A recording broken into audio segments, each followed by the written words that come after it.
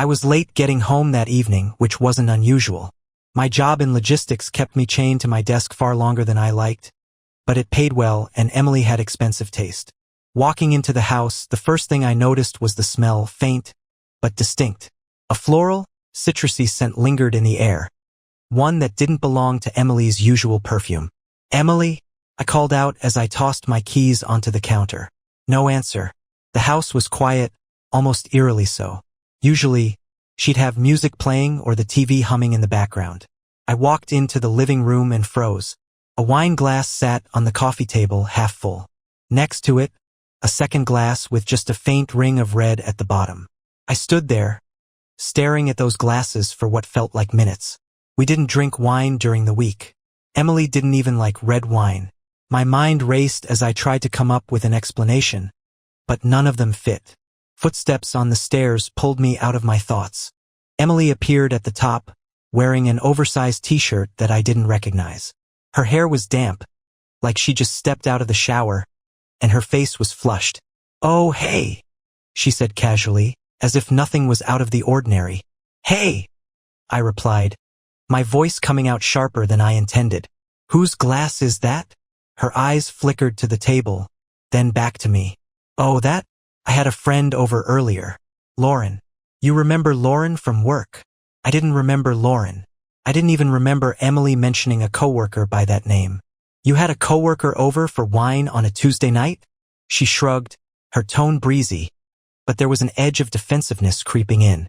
"We're working on a project together. It ran late, so we just finished up here." "Why? Is that a problem?" It was the first time I felt the shift between us, like the ground under my feet wasn't solid anymore. Her response wasn't just dismissive, it was deflective. But I let it go. I wasn't in the mood to argue, and part of me didn't want to believe that there was anything to argue about. Later that night, when she was asleep, I found myself back in the living room, staring at the wine glass again. The scent of that unfamiliar perfume was stronger here, clinging to the air. Something didn't add up. The next day, I came home earlier than usual, hoping to shake off the unease from the night before. As I walked in, I heard voices. Emily's, warm and familiar, and a man's, low and unfamiliar. They were in the kitchen, their conversation punctuated by laughter. I stepped closer, careful to stay out of sight. "You're terrible," she said, her tone playful. "You know I can't keep doing this." "Then why do you?" he replied, his voice dripping with confidence. "Because I can't stop," she said softly, almost wistfully. My blood went cold. I stepped into the kitchen before I could think better of it. Emily and the man, tall, fit, with a smug grin plastered across his face, turned to look at me. She looked startled, but only for a moment. Then her expression shifted into something harder, colder. "Ryan, you're home early," she said, as if I'd inconvenienced her. The man didn't move, didn't even try to make an excuse. He just smirked at me like he was daring me to say something. "Who the hell is this?" I demanded, my voice trembling with anger. Emily didn't even flinch. "This is James," she said matter-of-factly. "He's a friend." "A friend," I repeated, my voice rising. She sighed, as if I were a child throwing a tantrum. "Yes, a friend. You don't need to make a scene." James chuckled under his breath, and that was it. I saw red. "Get out," I snapped at him, my voice low but dangerous. He raised his hands in mock surrender. "All right, man. No need to get worked up." As he walked past me, I caught the same floral scent from the night before. It hit me like a punch to the gut. When he was gone, I turned to Emily, my chest heaving. "What the hell is going on, Emily?" She crossed her arms and leaned against the counter, completely unfazed. "You're overreacting, Ryan. James and I were just talking." "Talking?" I barked. "You think I'm stupid? Do you think I didn't hear you?" Her face hardened, and for the first time, I saw the cracks in the facade she'd been wearing. "You don't know what you heard," she said coldly. "And honestly, maybe if you weren't so damn predictable, I wouldn't need to have someone to talk to in the first place." Her words hit me like a slap. I felt the air leave my lungs as the full weight of her betrayal started to sink in. But this was just the beginning. I stood there, staring at Emily like she'd just morphed into a stranger in front of me. Her words echoed in my head. Maybe if you weren't so damn predictable. And I felt something break inside me. Anger, disbelief, heartbreak, all mixed together in a volatile cocktail. You're seriously going to blame this on me? I said, my voice trembling with fury. On me? I work my ass off for us, Emily, for this house, for you. And now I'm supposed to believe this is my fault. She didn't flinch. She didn't even look guilty. Instead, she rolled her eyes like I was some kind of overdramatic teenager. You're making this into something it's not, Ryan. I told you James and I were just talking. You always assume the worst. I assume the worst because I walked in on you and some guy in my kitchen, laughing like it's some romantic comedy, while I'm out there breaking my back to keep this life going. My voice cracked, but I didn't care. Her expression hardened, like a wall slamming down between us. This life? She shot back, venom dripping from her words. This isn't a life, Ryan. This is a routine. It's boring. You're boring. And I'm tired of pretending like everything's okay when it's not. I felt like I'd been hit by a truck. For years, I thought we'd been building something together, something solid and lasting. Now, she was telling me it was all a lie. What does that even mean? I asked, my voice quieter now, the anger giving way to a sickening dread. Emily hesitated for the first time, but it wasn't guilt in her eyes. It was annoyance, like I was forcing her to explain herself when she'd rather not. She grabbed a glass from the counter and filled it with water, taking her time before answering. It means, she said finally, her voice calm and cold, that I don't feel alive with you anymore. James makes me feel different. He reminds me of who I used to be before all this. She gestured vaguely at the house, at me, as if our entire life together was just clutter in her way. I felt like I couldn't breathe. Are you hearing yourself right now? You're saying this to me, your husband. She shrugged, and I saw something flicker across her face. Something that looked disturbingly close to relief. I didn't mean for it to happen, okay? But it did. And now I have to figure out what I want. I laughed bitterly, though nothing about this was funny. Figure out what you want. You're married, Emily. You made that choice. Or does that not matter anymore? She didn't answer. Instead, she leaned back against the counter and sipped her water, as though we were discussing something as trivial as dinner plans. I clenched my fists at my sides, trying to keep my emotions from boiling over. How long? I asked through gritted teeth. What? How long have you been seeing him? She hesitated again, just for a second, but it was long enough to confirm what I already knew. A year, she said, finally meeting my eyes. The ground dropped out from under me. A year, I repeated, stunned. You've been lying to me for a year? Her face twisted into a defensive scowl. It wasn't like that, Ryan. Things with us were already falling apart. Don't you dare try to rewrite history right now. I interrupted, my voice shaking. We weren't falling apart, Emily. We were fine until you decided to blow it all up. She rolled her eyes again, the gesture infuriating in its casual dismissal. You think we were fine because you never pay attention. I've been miserable for months, and you didn't even notice. All you care about is work and you didn't care enough to talk to me about it. I shot back. Instead, you go running to some guy who makes you feel alive? Are you serious right now? That's when she said it, the words that would haunt me long after this conversation was over. I'm pregnant, Ryan. I blinked. Sure, I must have misheard her. What? Her voice was steadier now, almost rehearsed. I'm pregnant. And before you ask, no, it's not yours. The room spun around me. I felt like I was falling, my world collapsing in on itself. What the hell are you saying? She set the glass down and crossed her arms. I'm saying I need you to forgive me. For everything. For the sake of the baby. I stared at her, dumbfounded. You want me to forgive you? You cheat on me for a year, get pregnant with another man's child, and now you want me to just, what? Pretend none of it happened. Yes, she said simply, because I can't do this alone. Her audacity was staggering. My hands were trembling now, my heart pounding so hard it felt like it might burst out of my chest. This wasn't the woman I married.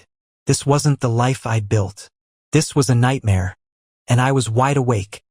The words hung in the air, heavy and suffocating. I'm pregnant, and it's not yours. I couldn't move. I couldn't speak. My brain was stuck on a loop, replaying the sentence over and over again, each repetition a fresh stab in the chest. Emily didn't look the least bit sorry. If anything, she looked annoyed, like I was wasting her time by not immediately understanding how I was supposed to feel about this. I know this is a lot to take in, she said, her tone condescending, as if she were explaining some minor inconvenience.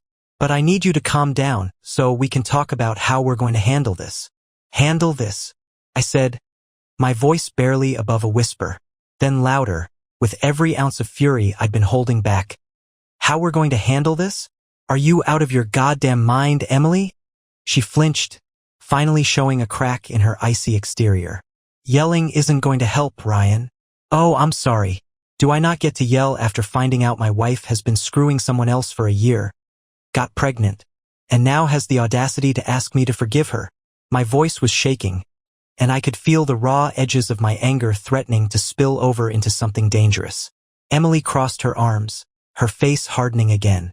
Look, I didn't plan for any of this to happen, but it has, and now we have to figure out what's next. I laughed, but it was bitter and humorless. What's next? You've got to be kidding me. I started pacing, my hands running through my hair as I tried to make sense of the madness unfolding in front of me. I don't see what's so hard to understand, she snapped. I'm asking you to forgive me so we can move forward. You've always been the stable one, Ryan, the responsible one. I need that stability right now for me and for the baby.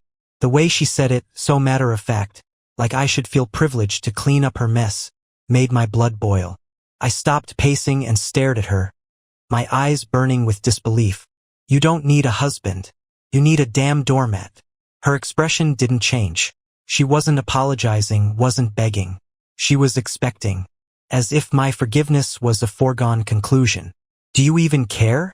I asked, my voice dropping into a deadly calm.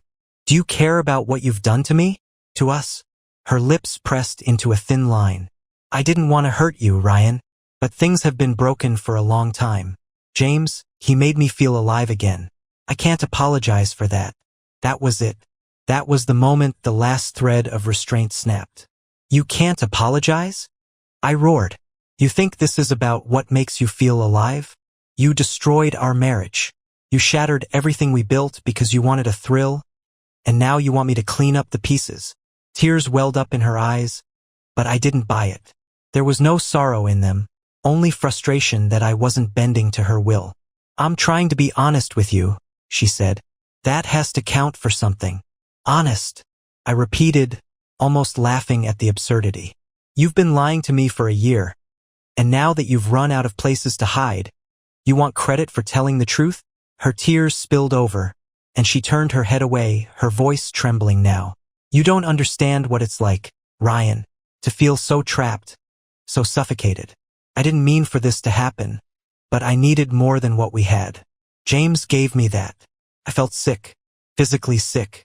Her words were a dagger, each one twisting deeper than the last. I wanted to scream, to throw something, to make her feel even a fraction of the pain she'd inflicted on me.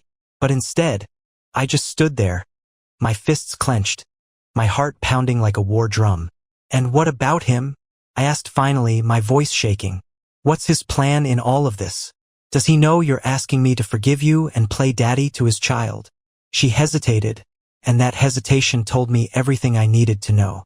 He's not ready for that kind of responsibility, she admitted, her voice barely audible. He said it's up to me to figure things out. I stared at her, dumbfounded. So, let me get this straight. You cheat on me, get pregnant, and now you want me to pick up the pieces because James, the man who makes you feel so alive, doesn't want to deal with the consequences. She didn't answer. She didn't have to. I took a step back, running a hand down my face as I tried to process the insanity of the situation. You know what, Emily? You're right. I am predictable, because I believed in loyalty. I believed in marriage. I believed in you. But you're a walking disaster who burns everything she touches and expects someone else to put out the flames. Ryan, please, she said, her voice cracking. I'm sorry, okay? I didn't mean for it to get this far. I need you to be here for me. For the baby. I looked at her, really looked at her, and I saw her for what she was. A selfish, manipulative woman who had no idea what love or commitment really meant. And in that moment, I knew. I wasn't going to let her drag me down with her. Not anymore. The air between us felt electric, heavy with everything unsaid. Emily stared at me, waiting, her expression shifting between defiance and desperation. She thought I was going to cave. She thought I'd crumble under the weight of her chaos like I always did. That I'd step in to fix everything because that's who I'd been for her. Reliable, predictable, her safety net. But not this time. You need me? I asked, my voice ice cold. Let me tell you something, Emily. The man who got you pregnant, that's the man you need. Go tell him you can't do this alone. See how that works out for you. Her face fell, and for the first time that night, I saw real fear flicker in her eyes. She opened her mouth to speak, but I held up a hand, cutting her off. No, I'm done. You've spent a year lying to my face, and now you think you can just… What? Dangle your mess in front of me and expect me to clean it up because James isn't ready for responsibility. I shook my head, laughing bitterly. Guess what, Emily? Neither am I. Her voice rose, panicked now. You don't mean that, Ryan. You're upset. I get it. But this isn't you. You don't just walk away. That's exactly what I'm doing. I snapped, my voice steady despite the fire raging inside me. Because I've spent 8 years of my life trying to be the man you said you wanted. I built a life for us. A life you apparently couldn't stand because it didn't make you feel alive. Her tears came again, streaking her cheeks as she reached out to grab my arm. Ryan, please. I'm sorry. I'll fix this. I'll end it with James. I'll do whatever you want. I pulled away, her touch making my skin crawl. End it with James? I repeated, incredulous. Don't you get it, Emily? It's already over. You killed us the moment you decided your little fling was more important than your marriage. For a moment, she just stood there, her mouth opening and closing like she was searching for the right words but couldn't find them. When she finally spoke, her tone was sharp, biting, as though she'd switched gears entirely. So that's it?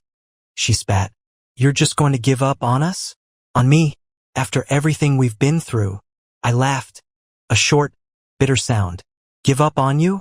You gave up on us the second you let him into your life. You want to know what I'm giving up on?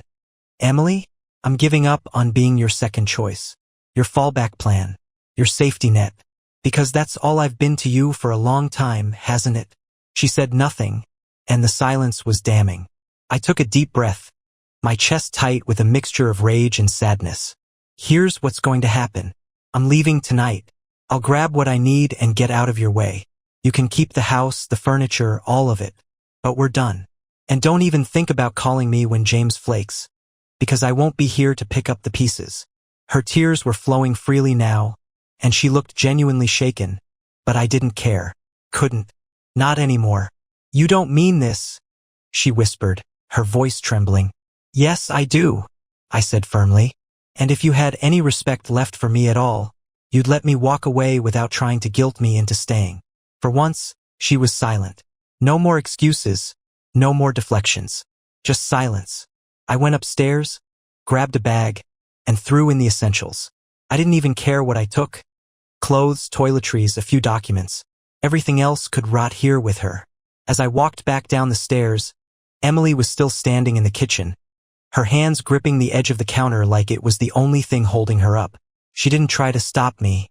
I paused at the door, looking at her one last time. You've made your choices, Emily. Now I'm making mine. And with that, I walked out, slamming the door behind me. As I drove away, my heart felt heavy, but there was also a strange sense of relief washing over me. For the first time in years, I wasn't carrying the weight of her expectations, her lies, her manipulations. For the first time, I was free. The drive was silent except for the hum of the engine, but my mind was a riot. Every word Emily had said, every twisted justification, echoed in my head like a relentless storm. James makes me feel alive. The phrase burned into me, raw and festering. I pulled into a motel parking lot a few miles from the house. It was small and unremarkable, the kind of place you only stop at when you have nowhere else to go. The neon vacancy sign flickered above me as I sat in the car, gripping the steering wheel so hard my knuckles turned white. This wasn't how my life was supposed to turn out. I checked in with a fake smile plastered on my face, the clerk barely glancing at me as she handed over the key. The room was as basic as I expected. A creaky bed, an old TV, and a smell I couldn't quite place but didn't want to identify. It didn't matter. I wasn't looking for comfort. I just needed space. Dropping my bag on the floor, I collapsed onto the bed and stared at the ceiling, my body still buzzing with adrenaline. That's when it hit me. An overwhelming wave of grief and anger, colliding all at once. My wife. My life. A lie. I grabbed my phone out of reflex, scrolling aimlessly through old photos of Emily and me. Vacations, anniversaries, lazy Sundays. Memories that now felt like someone else's story. The betrayal was a wrecking ball, smashing through everything I thought I knew. Then a text came in. From her. Emily. Please, can we just talk? I stared at the screen, my thumb hovering over the keyboard. What was there to say? She wanted to talk, but every conversation we'd had for the last year had been a lie. I was about to type a response. Something angry, something scathing. But then another message came in. Emily, I told James, he's furious with me. He thinks I ruined everything. I froze, rereading the text. The audacity of it, the sheer lack of self-awareness, sent a fresh wave of fury through me. She wasn't reaching out because she regretted what she did. She was reaching out because James was mad at her. Unbelievable. My phone buzzed again. Emily, I don't know how to fix this, Ryan. Please just call me. I need you. The nerve. After everything she had done, she still thought I could be the one to fix her mess. My hand tightened around the phone as I considered my options. I could block her, shut her out entirely, or I could respond, give her the verbal lashing she so clearly deserved. But before I could decide, another message lit up my screen. This one from an unknown number. Unknown, hey man, I think we need to talk. It's James. For a moment, I thought I was hallucinating. James? What kind of sick game was this? My pulse quickened as I stared at the message, my heart hammering against my ribs. What the hell did he want? Against my better judgment, I replied. Me, what could you possibly have to say to me? The response came almost immediately. James, I'm not trying to start anything. I just think you should know the whole story. I hesitated. Did I even want to know more? What could he tell me that I hadn't already pieced together? But my curiosity, dark and relentless, pushed me forward. Me, I'm listening. His reply was longer this time. James, Emily didn't tell you everything. She's been lying to both of us. She told me she was going to leave you months ago, said your marriage was already over. I didn't know she was still with you until recently. I stared at the screen, my stomach twisting. Was this some kind of ploy? A way to shift the blame? Me, why are you telling me this now? James, because I just found out about the baby. She told me it was mine, but now I'm not so sure. I think she's playing both of us. The room felt like it was spinning. Could this nightmare get any worse? Emily had lied to James too? I didn't know whether to laugh or scream. James, I don't want anything to do with her anymore. She's toxic, man. You don't deserve this. None of us do. His words felt like a slap, but not because I disagreed. He was right. Emily was toxic. She'd manipulated us both, weaving a web of lies so tangled that even she couldn't keep track anymore. For the first time in hours, I felt a flicker of clarity. I wasn't going to let her drag me down any further. And as much as I hated James, I couldn't ignore the truth in his message. I put my phone down and leaned back against the headboard, my mind racing. Emily wasn't just a cheater. She was a manipulator, a liar, someone who had played us both for fools. And now it was time for her to face the consequences. Tomorrow, I would call a lawyer. I woke up the next morning to the sound of my phone buzzing. For a split second, I thought it might be Emily again, but when I checked the screen, it was an unfamiliar number. I groaned, debating whether to answer, but curiosity won out. Hello, Ryan? It's James. I froze. Hearing his voice outside of the cold neutrality of text messages made my blood boil. I wanted to hang up, but something told me to hear him out. What do you want? I asked, my voice flat. Look, man, I know you probably hate me, he began, his tone unusually subdued. And I don't blame you. But I need to be honest with you about something. Emily. She's not who you think she is. I let out a bitter laugh. Oh, I think I've got a pretty clear picture now, thanks. No, I mean, she's worse than you think, he said, his voice dropping. I found out she's been seeing someone else. Not just you and me. There's a third guy. For a moment, I thought I'd misheard him. A third guy, I repeated, incredulous. Yeah, James said, his voice laced with frustration. I confronted her about it last night after I talked to you. She denied it at first, but then she admitted it. Apparently, he's someone she met at her gym. She's been sneaking around with him too. The room seemed to tilt. Emily's betrayal had already felt like the ultimate gut punch. But this was on another level entirely. You're telling me she's been juggling 3 men this whole time? I asked, my voice rising. Yes, James replied, and I could hear the anger in his voice now too. She's been lying to all of us. And I don't think the baby's mine, or yours. I don't even think it's the gym guys. She's a mess, man. She's using us all. I sat down on the edge of the bed, my hands trembling. This wasn't just infidelity. It was something deeper, more calculated. Emily wasn't just selfish. She was a serial manipulator, someone who thrived on playing people against each other. I don't know what her endgame is, James continued, but I figured you deserved to know. I'm cutting her off completely. You should do the same. I didn't respond right away. My mind was racing, piecing together everything I'd learned over the past 24 hours. Emily's coldness, her lies, the sudden pregnancy. It all fit together like some grotesque puzzle. I appreciate you telling me, I said finally, my voice strained. But I don't think you're doing this out of the kindness of your heart. Why now? There was a pause on the other end of the line. Because I realized she's toxic, James admitted.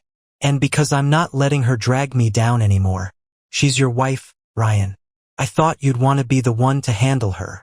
His words hung in the air like a challenge. After the call ended, I sat in silence, staring at the peeling wallpaper of the motel room. My anger burned hotter now, fueled by this new revelation. Emily had used me, James, and God knows who else. But what she didn't realize was that her little game was over. I grabbed my phone and started looking up lawyers. If she thought I was going to roll over and let her control the narrative, she was in for a rude awakening.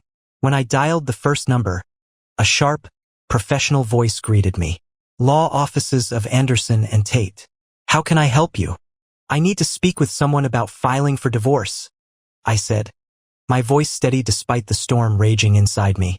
The receptionist transferred me to one of the attorneys, a no-nonsense woman named Karen Tate. I explained the situation in as much detail as I could stomach, leaving nothing out. She listened patiently, occasionally interjecting with questions. Do you have evidence of the affair? She asked finally. Yes, I said. Texts, and I can get witnesses if needed. Good. That will make things easier. And the pregnancy complicates things, but not as much as you might think. If the child isn't yours, we'll ensure that's documented. You won't be financially responsible. Hearing her say it so plainly was like a weight lifting off my shoulders. For the first time, I felt like I had a clear path forward. After I hung up, I leaned back in the chair and closed my eyes. Emily thought she could manipulate me, guilt me, and keep me tethered to her chaos. But she underestimated me. This wasn't just about ending our marriage anymore. It was about reclaiming my life and making sure she couldn't destroy it any further. The next few days were a whirlwind.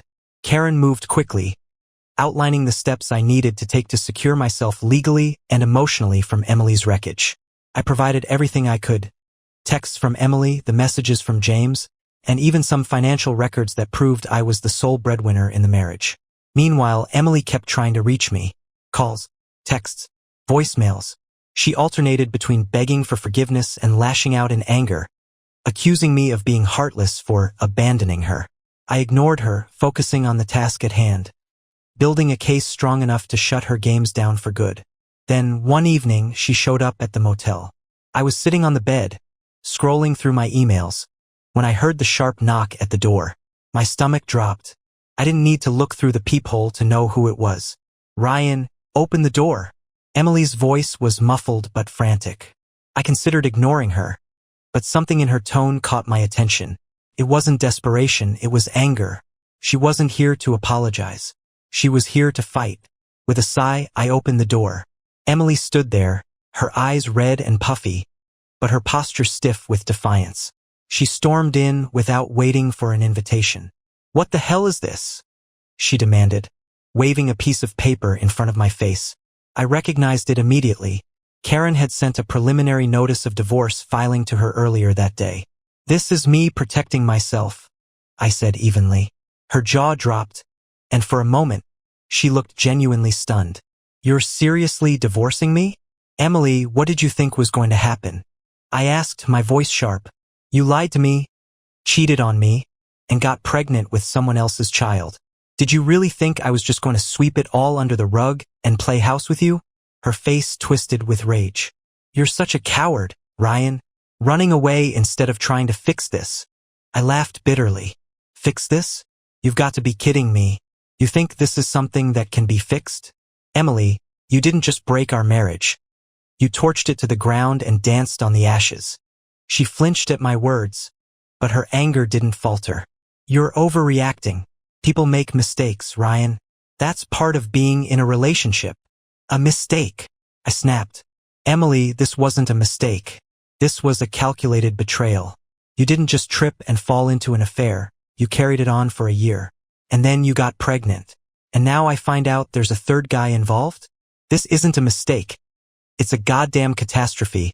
And you're the one who caused it." Her face went pale. "James told you about?"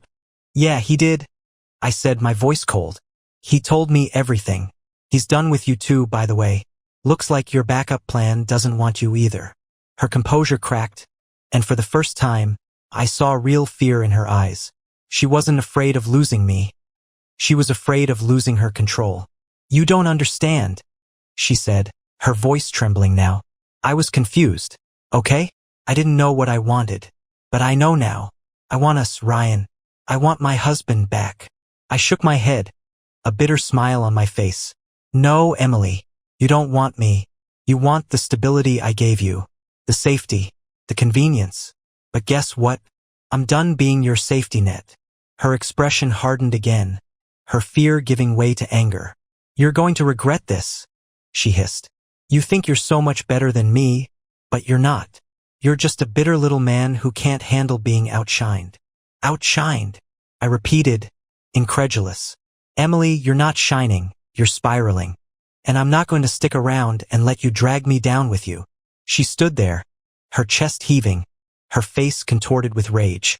For a moment, I thought she might lunge at me, but instead, she turned and stormed out, slamming the door behind her. As I stood there, staring at the closed door, I felt an unexpected sense of relief. For the first time in weeks, I wasn't angry or sad. I was just done. This wasn't my fight anymore. It was hers, and she could face the fallout on her own. The next day, I got a call from Karen. Her voice was calm and professional, but there was an urgency beneath it. "Ryan, I've been looking into Emily's financials," she began. "You mentioned that she's been secretive lately, and I thought it might be worth checking out. Let's just say things are complicated." I sat up straighter, gripping the phone tightly. "What do you mean by complicated?" "She's in a lot of debt," Karen said. "Credit cards, personal loans, it's significant. It looks like she's been funneling money into something, but I can't tell what yet. If I had to guess, she's been trying to fund her double or triple life without you noticing." The words hit me like a freight train. Emily's betrayal wasn't just emotional. It was financial. She'd been siphoning away our resources to sustain her chaos. "Can we prove this?" I asked, my voice sharp.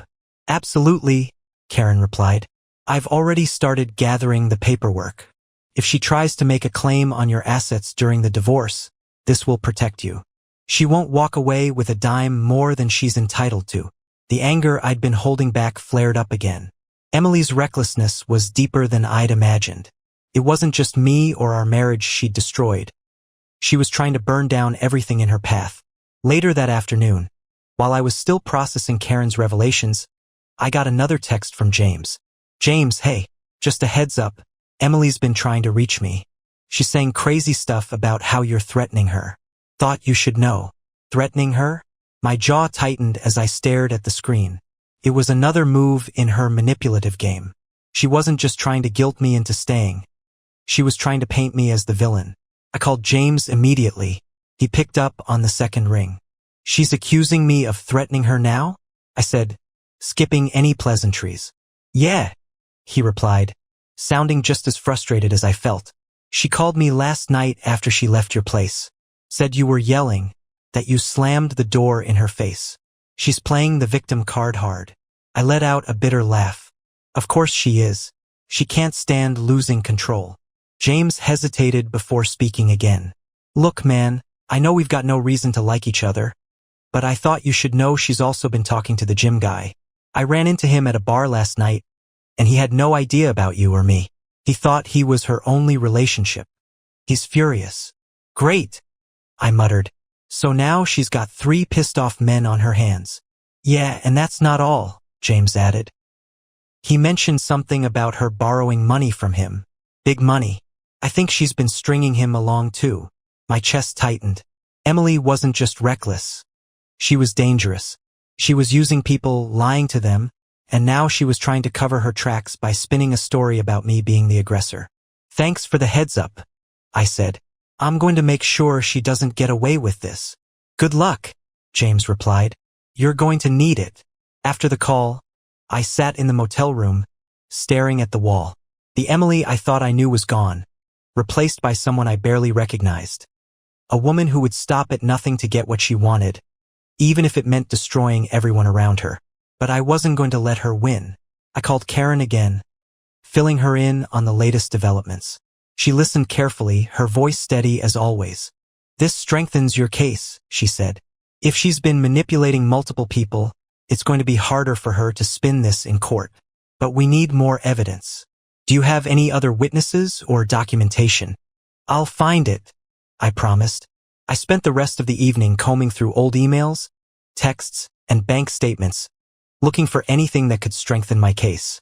What I found only confirmed what I already knew. Emily had been lying for far longer than I'd realized. A gym membership she'd never mentioned. Hotel charges on weekends I thought she'd been working late. Expensive purchases that didn't match anything in our house. The pieces were all there, and they painted a clear picture. Emily had built her life on lies, and now it was all collapsing around her. By the time I closed my laptop, I felt an unexpected sense of calm. This wasn't just about divorce anymore. It was about holding her accountable for the damage she'd caused. She thought she could manipulate her way out of this. She thought she could control me, James, the gym guy, everyone. But she was wrong. This time, the truth was on my side. The next morning, I got a call from Karen that set the wheels in motion. We're filing today, she said, her tone brisk but firm.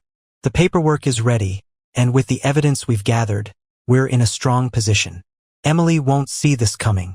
Hearing her say it so confidently gave me a strange mix of satisfaction and dread. I'd never imagined my life would come to this. Divorce, legal battles, uncovering layers of deceit. But there was no turning back now. Do it, I said. By midday, Emily was served. I didn't hear from her immediately, which was surprising. I'd expected another storm of texts, more attempts to manipulate me, or maybe even an unhinged voicemail. Instead, there was silence. It was unnerving, but I wasn't naive enough to believe it meant she'd given up. Later that evening, I got a call from an unknown number. Expecting it to be Karen with an update, I answered without hesitation. Ryan, it's me. Emily's voice came through, sharp and cold. I felt my stomach tighten. What do you want? I want to know why you're doing this, she snapped. Divorce? Really? You're blowing everything up over a few mistakes. I laughed bitterly. I'm blowing everything up? That's rich coming from you, Emily. You cheated on me for a year, got pregnant with another man's child, lied to my face, and now you're blaming me for ending this mess. Her voice rose, defensive and furious. You're not even giving me a chance to make things right. You're acting like you're some perfect saint, but let's be honest. You've never been able to handle me being more successful than you. I clenched my jaw, her words cutting deeper than I wanted to admit. She always knew where to hit, and this was no exception. But I wasn't about to let her spin this into another one of her twisted narratives. "This isn't about your career, Emily," I said through gritted teeth. "It's about your choices. You destroyed our marriage, not me. And now you're trying to paint yourself as the victim? Save it for someone who's dumb enough to believe you." The line went silent for a moment, and I could almost hear her calculating her next move. "Fine," she said finally, her tone icy. "If you want to play dirty, we'll play dirty. But don't forget, I know things about you too, Ryan. Things that won't look good in court." I laughed again, the sound harsh and humorless. "Go ahead, Emily. Try whatever you want. You don't scare me anymore." Her silence told me she wasn't expecting that response. For years, she'd relied on her ability to intimidate and manipulate me. But now she was facing someone who wasn't playing by her rules anymore. "You'll regret this," she said, her voice low and venomous, before hanging up. I sat there for a moment, the weight of her threat sinking in. But instead of fear, I felt a renewed sense of determination. This was the real Emily, vindictive, calculating, and willing to do whatever it took to come out on top. The next day, Karen called with an update. "We filed the paperwork and sent over everything to her lawyer," she said. "But here's the interesting part. Her financial records show she's been moving money around in ways that could raise some legal questions. If we dig deeper, we might uncover something criminal." "Criminal?" I asked, my pulse quickening. Karen hesitated for a moment. "It's too early to say for sure, but there's a chance she's committed fraud. If that's the case, it could impact more than just the divorce settlement." The thought of Emily facing legal consequences for her actions was both satisfying and sobering. This wasn't just about me anymore. It was about holding her accountable for the mess she'd created, not just in my life, but in others' lives as well. As the days went on, the silence from Emily didn't last. Her texts and calls started again, each one more desperate and erratic than the last. She swung wildly between anger, begging, and threats. Her words a chaotic spiral that only confirmed what I already knew. She was losing control. One night, as I was going through more of our old financial records, my phone buzzed with yet another message from her. "Emily, I know you're trying to ruin me, but you don't know everything. I still have things I can use against you." I didn't reply. There was nothing left to say. She could try all the threats she wanted, but I wasn't playing her game anymore. Instead, I forwarded the message to Karen. "Let's add this to the file," I wrote. The longer this dragged on, the more I realized something. Emily wasn't just trying to save face. She was terrified of being exposed. She'd built her life on lies, and now her house of cards was collapsing around her. And for the first time in years, I wasn't the one holding it up. It didn't take long for the legal process to become a battlefield. Emily, true to form, came out swinging, filing her own response to my divorce petition that was filled with baseless accusations. She claimed I was controlling, neglectful, and emotionally abusive. All lies designed to paint herself as the victim. Karen called me as soon as she saw the filing. "Don't panic," she said. "This is textbook manipulation. She's trying to force you to settle on her terms. We're not going to let that happen."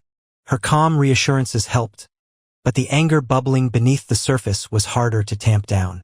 Emily wasn't just trying to save herself. She was trying to bury me. But then the scales tipped. Karen called me again 2 days later, her tone more urgent this time. "Ryan, we found something," she said. "What is it?" I asked, leaning forward in my chair. "It's about her financials. Remember how I mentioned the possibility of fraud? Well, it's worse than we thought. Emily's been embezzling money from her employer." I blinked, the words taking a moment to sink in. "She's what?" "We found transfers from her company's accounts into her personal account. They're small enough that they might not have been noticed yet, but over time, it adds up to a substantial amount. If her employer catches wind of this, she could be facing criminal charges." I sat back, stunned. Emily's betrayal had already been catastrophic. But this was on another level. "What do we do with this?" I asked. Karen paused for a moment before answering. "For now, we document it. We don't want to blow this up prematurely, but it gives us significant leverage. If she continues to make baseless claims or refuses to negotiate, we'll use this to force her hand." The idea of holding something this explosive over Emily was both exhilarating and terrifying. She had spent months, maybe years, manipulating and lying, but now the noose was tightening. That evening, I received another text from Emily. Emily, Ryan, I'm sorry. I've been thinking about everything, and I want to fix this. Let's talk, please. It was a stark contrast to her earlier threats, and it reeked of desperation. But I wasn't falling for it. I forwarded the message to Karen without a second thought. The following week, during a preliminary mediation session, Emily showed up looking more put together than I'd seen her in months. She wore a crisp blazer and a carefully practiced expression of calm, but her eyes betrayed her nerves. Karen and I sat across from her and her lawyer in a sterile conference room. As the mediator began outlining the process, Emily interrupted, her voice trembling with fake sincerity. Ryan, she said, turning to me with wide, imploring eyes, I don't want this to get ugly. Can't we just find a way to work this out without tearing each other apart? I didn't respond immediately, letting the silence stretch uncomfortably. Then I leaned forward, my gaze steady. Emily, the time for working things out was before you lied, cheated, and betrayed me. This isn't about tearing each other apart. It's about ending this mess you created. Her face reddened, but she quickly recovered, glancing at her lawyer for support. I've already admitted my mistakes. I don't know why you're trying to punish me like this. Karen stepped in smoothly. This isn't punishment, Emily. This is accountability. Ryan isn't interested in dragging this out, but he also won't accept a settlement that ignores the facts. If you want this to go smoothly, I suggest you reconsider your position. The rest of the session was tense but uneventful. Emily's lawyer tried to downplay her actions, but Karen dismantled every argument with the calm precision of a surgeon. By the end, Emily looked visibly shaken. Afterward, as Karen and I left the building, she turned to me with a rare smile. She's on the ropes. If she doesn't come to the table with a reasonable offer soon, we'll escalate. Her financial misconduct will be impossible to ignore. I nodded, feeling a strange sense of closure beginning to form. Emily's web of lies was unraveling, and for the first time in what felt like forever, I wasn't the one caught in it. The storm she had created was finally catching up with her, and I was ready to watch it all come crashing down. It didn't take long for Emily's facade to start crumbling. Karen was relentless, filing motions and requesting documentation that left no room for Emily to hide. Every time her lawyer tried to maneuver around the truth, Karen countered with irrefutable evidence. The financial records, the affair, the pregnancy. It all painted a clear and damning picture. A week later, I got a call from Karen. Her employer was contacted, she said bluntly. Not by us, likely by someone within her company who noticed the discrepancies. They've launched an internal investigation into the missing funds. My stomach dropped. This was bigger than I had anticipated. Emily's recklessness had spiraled out of control, and now she wasn't just dealing with the fallout of our divorce. She was staring down the possibility of criminal charges. Do you think she knows yet? I asked. She'll find out soon enough, Karen replied. And when she does, I expect she'll either fight harder or fold completely. Either way, we're ready. That evening, my phone buzzed with a call from Emily. Against my better judgment, I answered. Her voice was trembling, a mix of panic and fury. How could you? She screamed. You're trying to ruin my life, Ryan. I clenched my jaw. I didn't do this, Emily. You did. You stole from your company. You lied to me. You cheated. And now, the consequences are catching up with you. Don't act like you're innocent in all of this, she spat. You're vindictive, Ryan. You've always been vindictive. I took a deep breath, forcing myself to stay calm. I'm not vindictive, Emily. I'm just done protecting you. You've been playing games with people's lives for years, and now it's over. Her tone shifted, desperation creeping in. Please, Ryan, you don't have to do this. We can still fix things. I'll drop the pregnancy claim. I'll agree to whatever settlement you want. Just don't let this ruin me. I paused, the sheer audacity of her plea leaving me speechless. Ruin you? I repeated, my voice low. Emily, you ruined yourself, and the only person who can stop it now is you. Take responsibility for once in your life. The line went silent, but I could hear her shaky breathing. Then, without another word, she hung up. The next day, Karen called with an update. Her lawyer reached out. She said, "They're offering to settle. It's a substantial shift from their original position. She's desperate to avoid a court battle." "What's the offer?" I asked, my heart pounding. "They're proposing to forfeit any claim on your assets, including the house, in exchange for a no-fault divorce. She's also agreeing to waive spousal support." I was stunned. Emily had fought tooth and nail to preserve her control, but now she was willing to walk away with nothing? It was clear. The walls were closing in on her, and she had no other option. "Do we accept?" I asked, my voice hesitant. Karen's voice was steady. "It's your choice. If you're satisfied with this outcome, we can finalize the settlement and end this. But if you want to push for more, especially given the financial misconduct, we can do that too." I took a long moment to think. Part of me wanted to push further, to make Emily face the full weight of her actions. But another part of me, the part that had spent months clawing my way out of the wreckage, just wanted to move on. "Let's take the deal," I said finally. "I'm ready for this to be over." Karen agreed, and the paperwork was filed the next day. Emily's lawyer sent back the signed documents within hours. It was clear she wasn't going to risk dragging this out any longer. That evening, I sat alone in my motel room, staring at the final divorce papers. The weight of everything I'd been through, the betrayal, the anger, the heartbreak, felt lighter somehow. Emily had lost. She tried to manipulate, to control, to destroy, but in the end, she was the one left holding the pieces of her shattered life. I thought about the man I'd been before all of this. Trusting, naive, willing to overlook the cracks in my marriage because I believed in the woman I loved. That man was gone now, replaced by someone harder, stronger, and wiser. As I signed the papers, I felt a sense of closure I hadn't thought possible. This chapter of my life was over, and I was finally free to start a new one. Emily's storm had come and gone, but I was still standing, and for the first time in a long time, I felt at peace. The day the divorce was finalized, I didn't feel the rush of triumph I had imagined.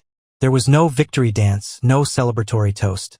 What I felt instead was an overwhelming sense of relief, like finally setting down a weight I had been carrying for far too long. Emily was no longer my wife. The paperwork confirmed what I'd already known in my heart. Our marriage had died long before the ink dried. I packed up my things from the motel and moved into a small apartment across town. It wasn't much, just a one-bedroom with creaky floors and old appliances, but it was mine. For the first time in years, I felt like I had control over my life again. The silence was strange at first. There were no late-night arguments, no passive-aggressive remarks, no sound of Emily moving around the house as if she owned the world. It was just me and the quiet, and it took some getting used to. But slowly, I started to embrace it. I threw myself into work, taking on extra projects to keep my mind busy. I joined a gym, partly to stay healthy and partly to channel my lingering anger into something productive.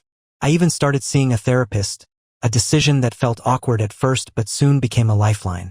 Talking to someone who didn't know Emily, who wasn't tangled up in the mess she'd created, gave me a clarity I hadn't realized I needed. Emily, meanwhile, was unraveling. I heard through mutual friends that her employer's investigation had concluded. She was fired, and rumors swirled about pending legal action for the money she had embezzled. James had cut ties with her completely, and the gym guy, the supposed third man, had publicly confronted her, leaving her humiliated in front of her social circle. She tried reaching out to me one last time. It was a simple text. "Ryan, I'm sorry for everything. I don't know what to do. Please, can we talk?" I stared at the message for a long time, my emotions swirling. There was a time when I would have jumped at the chance to fix things, to be her savior. But that time was gone. I didn't respond. In therapy, I talked about her text and what it represented. My therapist said something that stuck with me. Her apology isn't about you. It's about her. She's trying to absolve herself of guilt, not make amends. You don't owe her anything. It was the final piece of the puzzle for me. I wasn't responsible for Emily's choices. I wasn't responsible for her downfall, and I wasn't going to let her pull me back into her chaos. Months passed. The anger and hurt didn't disappear overnight, but they faded bit by bit, replaced by a growing sense of hope. I started reconnecting with old friends, the ones Emily had pushed away with her endless need for control. I even went on a few dates, nothing serious, just casual coffee outings, but it felt good to remind myself that there was life beyond the wreckage she'd left behind. One evening, as I was walking home from work, I stopped at a park and sat on a bench, watching the sun set over the horizon. For the first time in a long time, I felt a sense of peace. Emily had tried to destroy me. She had lied, manipulated, and betrayed, leaving scars that would take time to heal. But she hadn't won. I had survived her storm, and now I was rebuilding, stronger, wiser, and determined to live a life that was finally my own. As I sat there, feeling the cool evening breeze on my face, I realized something. This wasn't the end of my story. It was the beginning of a new chapter. One where I wasn't defined by betrayal or heartbreak, but by resilience and hope. And for the first time in what felt like forever, I smiled.